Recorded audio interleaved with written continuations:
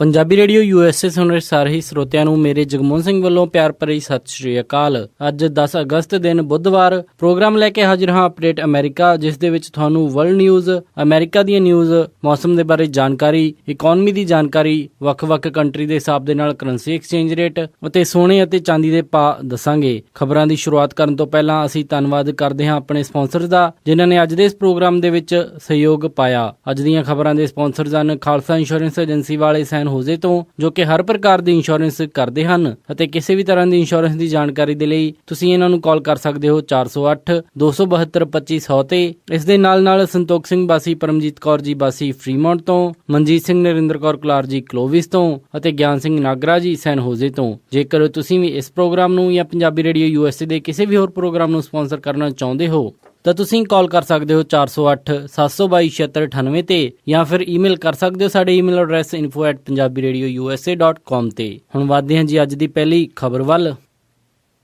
ਨਵੰਬਰ 2016 ਦੇ ਵਿੱਚ ਰਾਸ਼ਟਰਪਤੀ ਦੇ ਲਈ ਹੋਣ ਜਾ ਰਹੀਆਂ ਚੋਣਾਂ ਦੇ ਵਿੱਚ ਹਿਲਰੀ ਕਲਿੰਟਨ ਦੇ ਲਈ ਸਭ ਤੋਂ ਚੁਣੌਤੀ ਭਰੀ ਸਟੇਟ ਆਇਓਵਾ ਬਣਦੀ ਜਾ ਰਹੀ ਹੈ। 2008 ਦੇ ਵਿੱਚ ਹਿਲਰੀ ਕਲਿੰਟਨ ਦੇ ਪ੍ਰਾਇਮਰੀਜ਼ ਕੈਂਪੇਨ ਦੌਰਾਨ ਆਇਓਵਾ ਤੋਂ ਹੀ ਹਿਲਰੀ ਕਲਿੰਟਨ ਦੀ ਹਾਰ ਹੋਣੀ ਸ਼ੁਰੂ ਹੋਈ ਸੀ, ਜਿੱਥੇ ਕਿ ਉਹ ਪਹਿਲਾਂ ਰਾਸ਼ਟਰਪਤੀ ਬਰਾਕ ਓਬਾਮਾ ਦੇ ਸਾਹਮਣੇ ਇੱਕ ਸਟਰੋਂਗ ਕੈਂਡੀਡੇਟ ਨਜ਼ਰ ਆ ਰਹੀ ਸੀ, ਪਰ ਇਸ ਤੋਂ ਬਾਅਦ ਉਹਨਾਂ ਦਾ ਕੈਂਪੇਨ ਡੀਰੇਲ ਹੋ ਗਿਆ ਅਤੇ ਪ੍ਰਾਇਮਰੀਜ਼ ਦੇ ਵਿੱਚ ਉਹ ਬਰਾਕ ਓਬਾਮਾ ਤੋਂ ਹਾਰ ਗਈ। ਉਸ ਤੋਂ ਬਾਅਦ 2016 ਦੀਆਂ ਪ੍ਰਾਇਮਰੀਜ਼ ਦੇ ਵਿੱਚ ਵੀ ਹਿਲਰੀ ਕਲਿੰਟਨ ਨੂੰ ਆਇਓਵਾ ਦੇ ਵਿੱਚ ਹਾਰ ਝੱਲਣੀ ਪਈ, ਪਰ ਹਿਲਰੀ ਕਲਿੰਟਨ ਹਜੇ ਵੀ ਆਇਓਵਾ ਦੇ ਵਿੱਚ ਕਾਫੀ ਦਮਖਮ ਨਾਲ ਲੱਗੀ ਹੋਈ ਹੈ। ਜਿੱਥੇ ਕਿ ਹੋਰ ਸਵਿੰਗ ਸਟੇਟਸ ਜਾਂ ਫਿਰ ਦੂਸਰੀਆਂ ਸਟੇਟਸ ਦੇ ਵਿੱਚ ਹਿਲਰੀ ਕਲਿੰਟਨ ਰਿਪਬਲਿਕਨ ਪਾਰਟੀ ਦੇ ਉਮੀਦਵਾਰ ਡੋਨਲਡ ਟਰੰਪ ਤੋਂ ਕਾਫੀ ਅੱਗੇ ਚੱਲ ਰਹੀ ਹੈ, ਪਰ ਆਇਓਵਾ ਦੇ ਵਿੱਚ ਇਹਨਾਂ ਦੀ ਲੀਡ ਦੇ ਵਿੱਚ ਕੁਝ ਖਾਸ ਅੰਤਰ ਨਜ਼ਰ ਨਹੀਂ ਆਉਂਦਾ। ਆਇਓਵਾ ਦੀਆਂ 6 ਇਲੈਕਟਰਲ ਵੋਟਸ ਭਾਵੇਂ ਕਿ ਹਿਲਰੀ ਕਲਿੰਟਨ ਦੇ 270 ਪਹੁੰਚਣ ਵਾਲੇ ਟੀਚੇ ਦੇ ਵਿੱਚ ਕੁਝ ਖਾਸ ਮਾਇਨਾ ਨਹੀਂ ਰੱਖਦੀਆਂ, ਪਰ ਸਵਿੰਗ ਸਟੇਟ ਹੋਣ ਦੇ ਕਾਰਨ ਇਹ ਕਾਫੀ ਮਹੱਤਵਪੂਰਨ ਬਣ ਜਾਂਦੀ ਹੈ। ਆਇਓਵਾ ਦੇ ਵਿੱਚ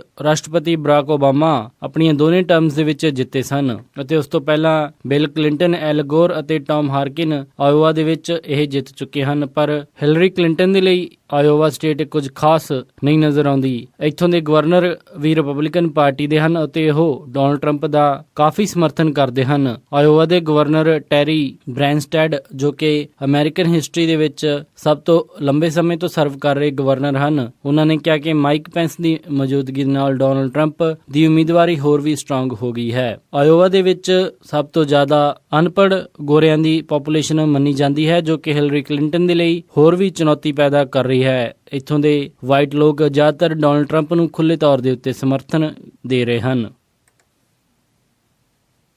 ਡੋਨਲਡ ਟਰੰਪ ਚਾਹੇ ਸਟੇਜ ਤੇ ਹੋਣ, ਚਾਹੇ ਆਪਣੇ ਆਫਿਸ ਦੇ ਵਿੱਚ, ਜਾਂ ਫਿਰ ਡੋਨਲਡ ਟਰੰਪ ਦੇ ਨਾਮ ਤੋਂ ਨਿਊਯਾਰਕ ਸ਼ਹਿਰ ਦੇ ਵਿੱਚ ਟਰੰਪ ਟਾਵਰ ਹੋਵੇ, ਉਹ ਹਮੇਸ਼ਾ ਸੁਰਖੀਆਂ ਦੇ ਵਿੱਚ ਬਣੇ ਰਹਿੰਦੇ ਹਨ। ਅੱਜ ਮੈਨਹੈਟਨ ਦੇ ਵਿੱਚ ਇੱਕ 20 ਸਾਲ ਦਾ ਵਿਅਕਤੀ ਟਰੰਪ ਟਾਵਰ ਦੇ ਉੱਤੇ ਸਕਸ਼ਨ ਕੱਪਸ ਦੇ ਸਹਾਰੇ ਦੇ ਨਾਲ 21ਵੀਂ ਮੰਜ਼ਿਲ ਤੱਕ ਚੜ੍ਹ ਗਿਆ।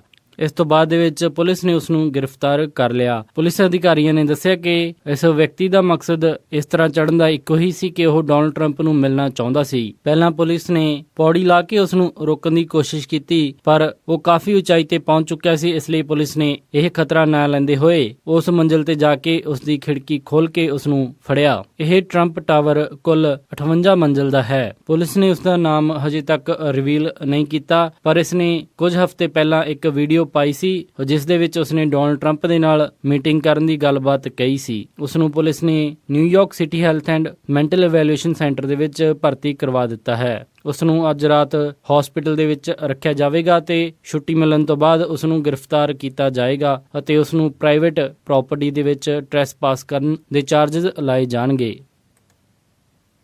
ਇਰਾਕ ਦੇ ਵਿੱਚ ਹੋਏ ਕੱਲ ਰਾਤ ਇੱਕ ਦਰਦਨਾਕ ਹਾਦਸੇ ਦੇ ਵਿੱਚ ਬਗਦਾਦ ਦੇ ਯਰਮੁਕ ਹਸਪੀਟਲ ਦੇ ਵਿੱਚ 12 ਨਵਜਨਮੇ ਬੱਚਿਆਂ ਦੀ ਮੌਤ ਹੋ ਗਈ। ਦੱਸਿਆ ਜਾ ਰਿਹਾ ਹੈ ਕਿ ਖਰਾਬ ਇਲੈਕਟ੍ਰੀਕਲ ਵਾਇਰਿੰਗ ਦੇ ਕਰਕੇ ਇਹ ਹਾਦਸਾ ਹੋਇਆ। ਦੇਰ ਰਾਤ ਹੋਏ ਇਸ ਹਾਦਸੇ ਤੋਂ ਬਾਅਦ ਲੋਕ ਆਪਣੇ ਬੱਚਿਆਂ ਨੂੰ ਲੱਭਣ ਦੇ ਲਈ ਇੱਧਰ ਉੱਧਰ ਭੱਜ ਰਹੇ ਸਨ ਅਤੇ ਚੀਖ ਚਿੰਗਾੜੇ ਦੀ ਆਵਾਜ਼ ਪੂਰੇ ਹਸਪਤਾਲ ਦੇ ਵਿੱਚ ਸੁਣਾਈ ਦੇ ਰਹੀ ਸੀ। ਇਹਨਾਂ ਦੇ ਵਿੱਚੋਂ ਕਈ ਬੱਚੇ ਪ੍ਰੀਮੈਚੁਰ ਪੈਦਾ ਹੋਏ ਸਨ। ਹਸਪੀਟਲ ਦੇ ਡਾਕਟਰ ਸਾਦ ਹਿਤਮ ਅਹਿਮਦ ਨੇ ਨੇ ਦੱਸਿਆ ਕਿ ਇਸ ਦੀ ਜਾਂਚ ਚੱਲ ਰਹੀ ਹੈ ਕਿ ਇਸ ਘਟਨਾ ਕਿਵੇਂ ਵਾਪਰੀ, ਪਰ ਸ਼ੁਰੂਆਤੀ ਜਾਂਚ ਦੇ ਵਿੱਚ ਜੋ ਸਾਹਮਣੇ ਆਇਆ ਹੈ ਉਸ ਤੋਂ ਇਹ ਪਤਾ ਲੱਗਿਆ ਹੈ ਕਿ ਇਹ ਅੱਗ ਇਲੈਕਟ੍ਰੀਕਲ ਸ਼ਾਰਟ ਸਰਕਟ ਦੇ ਕਾਰਨ ਲੱਗੀ ਹੈ। ਹਸਪੀਟਲ ਦੇ ਵਿੱਚ ਲੱਗੀ ਅੱਗ ਤੋਂ ਬਾਅਦ 29 ਫੀਮੇਲ ਪੇਸ਼ੈਂਟਸ ਨੂੰ ਅਤੇ 8 ਨਵਜਨਮੇ ਬੱਚਿਆਂ ਨੂੰ ਦੂਸਰੇ ਹਸਪੀਟਲ ਦੇ ਵਿੱਚ ਸ਼ਿਫਟ ਕਰ ਦਿੱਤਾ ਗਿਆ। ਹਸਪੀਟਲ ਨੂੰ ਪੂਰੀ ਤਰ੍ਹਾਂ ਸੀਲ ਕਰ ਦਿੱਤਾ ਗਿਆ ਸੀ, ਪਰ ਬਾਅਦ ਦੇ ਵਿੱਚ ਮੀਡੀਆ ਨੂੰ ਅੰਦਰ ਜਾਣ ਦੀ ਇਜਾਜ਼ਤ ਦੇ ਦਿੱਤੀ ਗਈ।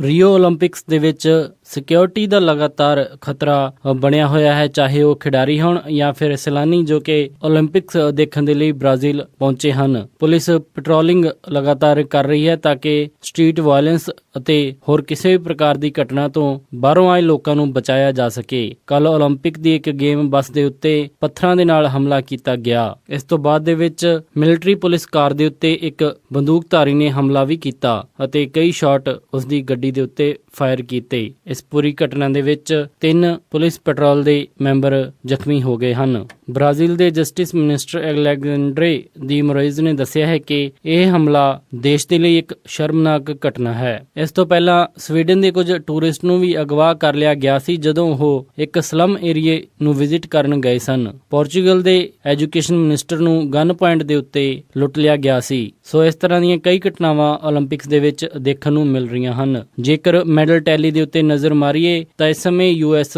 11 골ਡ ਮੈਡਲ, 11 ਸਿਲਵਰ ਅਤੇ 10 ਬ੍ਰੌਂਜ਼ ਜਿੱਤ ਕੇ ਕੁੱਲ 32 ਮੈਡਲਾਂ ਦੇ ਨਾਲ ਪਹਿਲੀ ਪੋਜੀਸ਼ਨ ਦੇ ਉੱਤੇ ਬਣਿਆ ਹੋਇਆ ਹੈ। ਚਾਈਨਾ 10 골ਡ ਮੈਡਲ, 5 ਸਿਲਵਰ ਅਤੇ 8 ਬ੍ਰੌਂਜ਼ ਲੈ ਕੇ ਦੂਸਰੀ ਪੋਜੀਸ਼ਨ ਤੇ ਹੈ ਅਤੇ ਜਾਪਾਨ ਹੁਣ ਤੀਸਰੀ ਪੋਜੀਸ਼ਨ ਤੇ ਪਹੁੰਚ ਚੁੱਕਿਆ ਹੈ। ਉਸਦੇ ਕੋਲ 6 골ਡ ਮੈਡਲ, 1 ਸਿਲਵਰ ਅਤੇ 11 ਬ੍ਰੌਂਜ਼ ਮੈਡਲ ਹਨ। ਕੁੱਲ 51 ਦੇਸ਼ਾਂ ਨੇ ਮੈਡਲ ਟੈਲੀ ਦੇ ਉੱਤੇ ਆਪਣਾ ਨਾਮ ਦਰਜ ਕਰਵਾ ਦਿੱਤਾ ਗਿਆ ਹੈ। ਹਜੇ ਇੰਡੀਆ ਨੇ ਕੋਈ ਵੀ ਮੈਡਲ ਇਹਨਾਂ ਓਲੰਪਿਕਸ ਗੇਮਸ ਦੇ ਵਿੱਚ ਨਹੀਂ ਜਿੱਤਿਆ।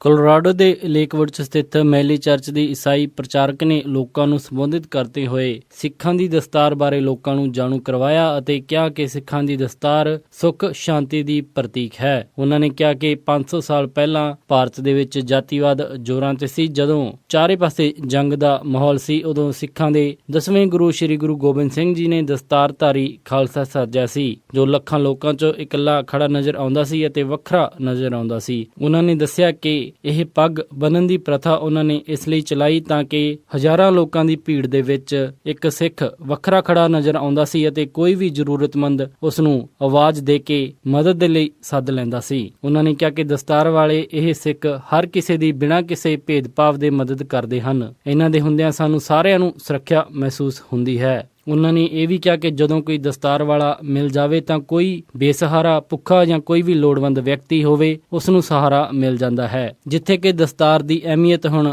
ਸਿੱਖ ਭਾਈਚਾਰੇ ਦੇ ਵਿੱਚ ਹੀ ਬਹੁਤ ਜ਼ਿਆਦਾ ਘਟਦੀ ਜਾ ਰਹੀ ਹੈ, ਉੱਥੇ ਦੂਸਰੇ ਧਰਮ ਦੇ ਵਿੱਚ ਦਸਤਾਰ ਦੀ ਇਹ ਵੱਖਰੀ ਪਹਿਚਾਣ ਉਸ ਦੀ ਮਹੱਤਤਾ ਨੂੰ ਹੋਰ ਵੀ ਵਧਾਉਂਦੀ ਹੈ ਅਤੇ ਸਿੱਖ ਭਾਈਚਾਰੇ ਦੇ ਵਿੱਚ ਵੀ ਇਹ ਇੱਕ ਪ੍ਰੇਰਨਾ ਦਾ ਸਬਬ ਜ਼ਰੂਰ ਬਣੇਗੀ ਤਾਂ ਕਿ ਵੱਧ ਤੋਂ ਵੱਧ ਲੋਕ ਦਸਤਾਰ ਸਜਾਉਣ।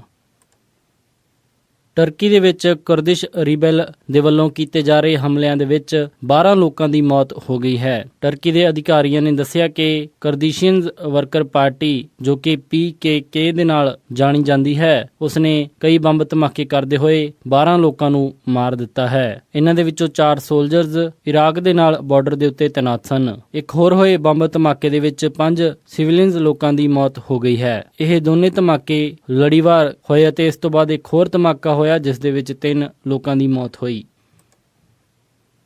ਡੈਲਸ ਦੇ ਡਾਊਨਟਾਊਨ ਵਿੱਚ ਡੈਲਸ ਪੁਲਿਸ ਚੀਫ ਦੀ ਰਿਕੁਐਸਟ ਅਤੇ ਆਰਗੇਨਾਈਜ਼ਰ ਦੀ ਗ੍ਰਿਫਤਾਰੀ ਦੇ ਬਾਵਜੂਦ ਪੁਲਿਸ ਦੇ ਅਗੇਂਸਟ ਵਿਰੋਧ ਮਾਰਚ ਕੀਤਾ ਗਿਆ। ਇਸ ਵਿਰੋਧ ਮਾਰਚ ਦੇ ਆਰਗੇਨਾਈਜ਼ਰ ਨੂੰ ਸਿਟੀ ਹਾਲ ਚੋਂ ਬਾਹਰ ਕੱਢ ਕੇ ਗ੍ਰਿਫਤਾਰ ਕਰ ਲਿਆ ਗਿਆ ਸੀ। ਡੋਮਿਨਿਕ ਅਲੈਗਜ਼ੈਂਡਰ, ਜੋ ਕਿ ਇਸ ਪੂਰੀ ਇਵੈਂਟ ਦਾ ਆਰਗੇਨਾਈਜ਼ਰ ਸੀ, ਉਸ ਦੀ ਗ੍ਰਿਫਤਾਰੀ ਤੋਂ ਪਹਿਲਾਂ ਡੈਲਸ ਪੁਲਿਸ ਚੀਫ ਡੇਵਿਡ ਬਰਾਊਨ ਨੇ ਨੈਕਸਟ ਜਨਰੇਸ਼ਨ ਐਕਸ਼ਨ ਨੈਟਵਰਕ ਨੂੰ ਡਾਊਨਟਾਊਨ ਦੇ ਵਿੱਚ ਵਿਰੋਧ ਮਾਰਚ ਨਾ ਕੱਢਣ ਦੀ ਰਿਕੁਐਸਟ ਕੀਤੀ ਸੀ। ਇਹ ਉਹੀ ਗਰੁੱਪ ਹੈ ਜਿਸਨੇ ਕਿ ਉਸ ਵੇਲੇ ਵੀ ਵਿਰੋਧ ਪ੍ਰਦਰਸ਼ਨ ਮਾਰਚ ਕੱਢੀ ਸੀ ਜਦੋਂ ਡੈਲਸ ਦੇ ਵਿੱਚ 7 ਜੁਲਾਈ ਨੂੰ ਇੱਕ ਬੰਦੂਕਧਾਰੀ ਨੇ 5 ਪੁਲਿਸ ਅਫਸਰਜ਼ ਨੂੰ ਮਾਰ ਦਿੱਤਾ ਤੇ ਇਸ ਦੇ ਵਿੱਚ ਹੋਰ ਕਈ ਲੋਕ ਜ਼ਖਮੀ ਹੋਏ ਸਨ। ਪਰ ਇਸ ਗਰੁੱਪ ਦੇ ਅਟਾਰਨੀ ਨੇ ਇਹ ਬਿਆਨ ਦਿੱਤਾ ਹੈ ਕਿ ਜਦੋਂ ਤੱਕ ਉਹਨਾਂ ਨੂੰ ਇਨਸਾਫ ਨਹੀਂ ਮਿਲਦਾ ਉਹ ਇਹ ਵਿਰੋਧ ਮਾਰਚ ਕੱਢਦੇ ਰਹਿਣਗੇ।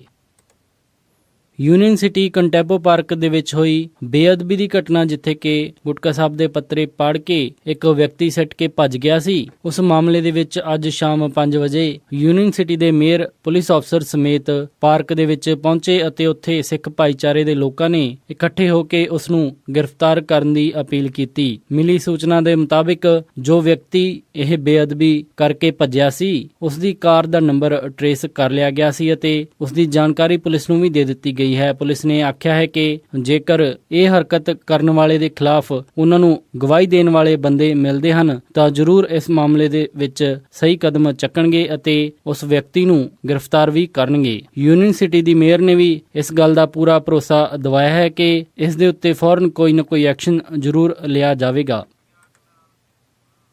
ਇਹ ਸਨ ਅੱਜ ਦੀਆਂ ਕੁਝ ਖਾਸ ਖਬਰਾਂ। ਹੁਣ ਵਧਦੇ ਹਾਂ ਜੀ ਮੌਸਮ ਦੀ ਜਾਣਕਾਰੀ ਦੇ ਵੱਲ। ਵੀਰਵਾਰ ਨੂੰ ਸੈਨ ਹੋਦੇ ਦੇ ਵਿੱਚ ਹਾਈ ਟੈਂਪਰੇਚਰ ਰਹੇਗਾ 82 ਡਿਗਰੀ ਅਤੇ ਲੋ ਟੈਂਪਰੇਚਰ 58 ਡਿਗਰੀ। ਸੈਨ ਫਰਾਂਸਿਸਕੋ ਦੇ ਵਿੱਚ 64 ਡਿਗਰੀ ਹਾਈ ਅਤੇ ਰਾਤ ਨੂੰ 53 ਡਿਗਰੀ ਲੋ। ਸੈਕਰਾਮੈਂਟੋ ਦੇ ਵਿੱਚ 94 ਡਿਗਰੀ ਹਾਈ ਅਤੇ ਰਾਤ ਨੂੰ 59 ਡਿਗਰੀ ਲੋ। ਯੂਬਾ ਸਿਟੀ ਦੇ ਵਿੱਚ 98 ਡਿਗਰੀ ਹਾਈ ਅਤੇ ਰਾਤ ਨੂੰ 61 ਡਿਗਰੀ ਲੋ। ਸਟਾਕਟਨ ਦੇ ਵਿੱਚ 94 ਡਿਗਰੀ ਹਾਈ ਅਤੇ ਰਾਤ ਨੂੰ 59 ਡਿਗਰੀ ਲੋ। ਟ੍ਰੇਸੀ ਦੇ ਵਿੱਚ 96 ਡਿਗਰੀ ਹਾਈ ਅਤੇ ਰਾਤ ਨੂੰ 60 ਡਿਗਰੀ ਲੋ। ਮੋਡੈਸਟੋ ਦੇ ਵਿੱਚ 97 ਡਿਗਰੀ ਹਾਈ ਅਤੇ ਰਾਤ ਨੂੰ 63 ਡਿਗਰੀ ਲੋ। ਫ੍ਰੈਜ਼ਨੋ ਦੇ ਵਿੱਚ 98 ਡਿਗਰੀ ਹਾਈ ਅਤੇ ਰਾਤ ਨੂੰ 65 ਡਿਗਰੀ ਲੋ। ਬੇਕਰਫੀਲਡ ਦੇ ਵਿੱਚ 99 ਡਿਗਰੀ ਹਾਈ ਅਤੇ ਰਾਤ ਨੂੰ 70 ਡਿਗਰੀ ਲੋ। ਲਾਸ ਐਂਜਲਸ ਦੇ ਵਿੱਚ 79 ਡਿਗਰੀ ਹਾਈ ਅਤੇ ਰਾਤ ਨੂੰ 62 ਡਿਗਰੀ ਲੋ। ਟਰਕੀ ਦੇ ਵਿੱਚ 83 ਡਿਗਰੀ ਹਾਈ ਅਤੇ ਰਾਤ ਨੂੰ 42 ਡਿਗਰੀ ਲੋ। ਸਾਊਥ ਲੇਕ ਟਾਹੋ ਦੇ ਵਿੱਚ 81 ਡਿਗਰੀ ਹਾਈ ਅਤੇ ਰਾਤ ਨੂੰ 42 ਡਿਗਰੀ ਲੋ। ਪੋਰਟਲੈਂਡ ਓਰੇਗਨ ਦੇ ਵਿੱਚ 90 ਡਿਗਰੀ ਹਾਈ ਅਤੇ ਰਾਤ ਨੂੰ 62 ਡਿਗਰੀ ਲੋ। ਸੀਐਟਲ ਦੇ ਵਿੱਚ 75 ਡਿਗਰੀ ਹਾਈ ਅਤੇ ਰਾਤ ਨੂੰ 59 ਡਿਗਰੀ ਲੋ। ਫਲੈਗਸਟੈਫ ਐਰੀਜ਼ੋਨਾ ਦੇ ਵਿੱਚ 73 ਡਿਗਰੀ ਹਾਈ ਅਤੇ ਰਾਤ ਨੂੰ 50 ਡਿਗਰੀ ਲੋ। ਸਾਲਟ ਲੇਕ ਸਿਟੀ ਯੂਟਾ ਦੇ ਵਿੱਚ 86 ਡਿਗਰੀ ਹਾਈ ਅਤੇ ਰਾਤ ਨੂੰ 61 ਡਿਗਰੀ ਲੋ। ਸ਼ਿਕਾਗੋ ਦੇ ਵਿੱਚ 92 ਡਿਗਰੀ ਹਾਈ ਅਤੇ ਰਾਤ ਨੂੰ 76 ਡਿਗਰੀ ਲੋ। ਨਿਊਯਾਰਕ ਦੇ ਵਿੱਚ 90 ਡਿਗਰੀ ਹਾਈ ਅਤੇ ਰਾਤ ਨੂੰ 79 ਡਿਗਰੀ ਲੋ। ਕੈਨੇਡਾ ਟੋਰਾਂਟੋ ਦੇ ਵਿੱਚ 33 ਡਿਗਰੀ ਸੈਲਸੀਅਸ ਹਾਈ ਅਤੇ ਰਾਤ ਨੂੰ 23 ਡਿਗਰੀ ਸੈਲਸੀਅਸ ਲੋ। ਵਿਨੀਪੈਗ ਦੇ ਵਿੱਚ 27 ਡਿਗਰੀ ਸੈਲਸੀਅਸ ਹਾਈ ਅਤੇ ਰਾਤ ਨੂੰ 15 ਡਿਗਰੀ ਸੈਲਸੀਅਸ ਲੋ। ਕੈਲਗਰੀ ਦੇ ਵਿੱਚ 22 ਡਿਗਰੀ ਸੈਲਸੀਅਸ ਹਾਈ ਅਤੇ ਰਾਤ ਨੂੰ 12 ਡਿਗਰੀ ਸੈਲਸੀਅਸ ਲੋ। ਵੈਨਕੂਵਰ ਦੇ ਵਿੱਚ 23 ਡਿਗਰੀ ਸੈਲਸੀਅਸ ਹਾਈ ਅਤੇ ਰਾਤ ਨੂੰ 14 ਡਿਗਰੀ ਸੈਲਸੀਅਸ ਲੋ। ਪੰਜਾਬ ਅੰਮ੍ਰਿਤਸਰ ਦੇ ਵਿੱਚ 33 ਡਿਗਰੀ ਸੈਲਸੀਅਸ ਹਾਈ ਅਤੇ ਰਾਤ ਨੂੰ 26 ਡਿਗਰੀ ਸੈਲਸੀਅਸ ਲੋ।